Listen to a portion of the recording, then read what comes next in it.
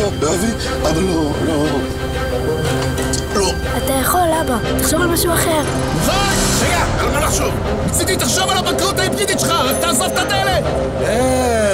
סליחה. איזה עוד בנק נותן לך...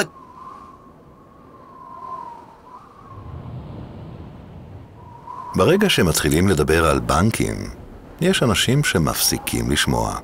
חבל. לפעמים כשלא שומעים, אפשר לפספס משהו טוב באמת.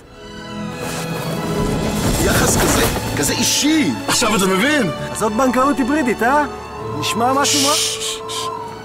תן קצת... אתה יותר מדי... התקשרו כוכבית 8860 ובקשו לשמוע על הבנקאות ההיברידית. חבל שתפספסו משהו טוב באמת.